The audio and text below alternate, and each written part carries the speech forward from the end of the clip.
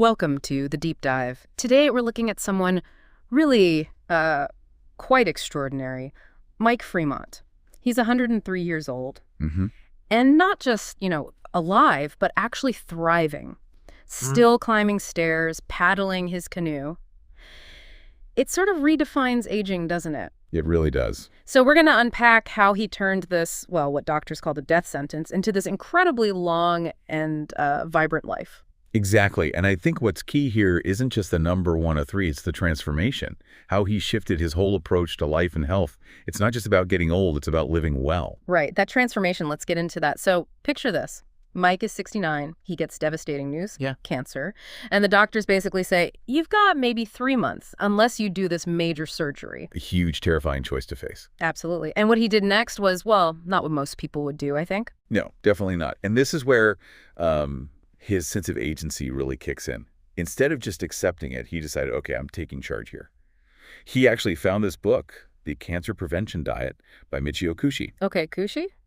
And he just adopted this plant-based macrobiotic lifestyle, basically whole foods, very balanced, nothing processed. And the result? Honestly, it was astonishing. The cancer, gone, disappeared. Yeah. And not only that, chronic arthritis he'd had for years, that faded away too. Wow. So you can imagine that wasn't just like a lucky break. For him, it was this massive aha moment, proof that he could take control. So that decision really cemented his path forward, focusing on what he ate.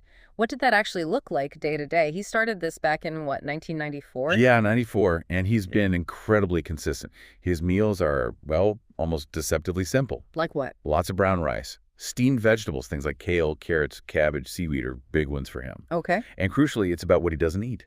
No processed sugar, no meat, no dairy, nothing out of a package. And how he cooks it matters too, right? Absolutely critical. Everything is either boiled, steamed, or fermented.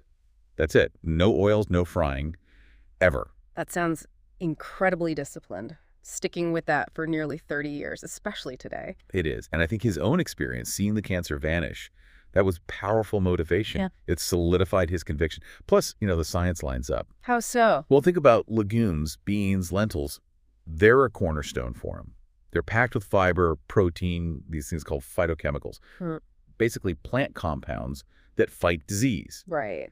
And research, like from the One Cancer Research Fund, consistently points to plant-based diets for lowering cancer risk and boosting your immune system.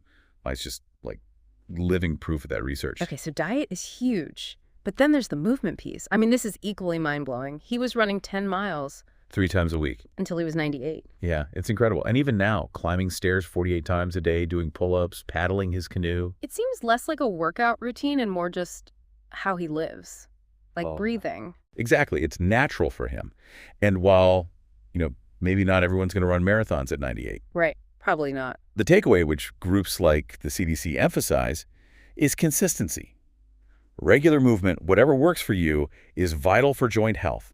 It literally slows down aging at a cellular level and keeps your mind sharp. So find something and stick with it. Make it part of life, not an extra chore. Precisely. It's about integrating it, making it feel effortless, like Mike does. Okay, diet, movement.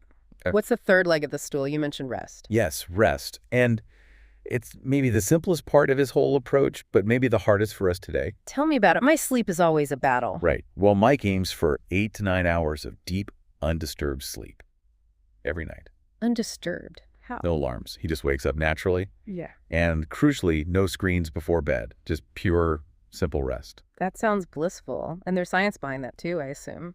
Oh, absolutely. Quality sleep is non-negotiable for health. It's when your body repairs cells, reduces inflammation, consolidates memories, maintains cognitive function. It's foundational.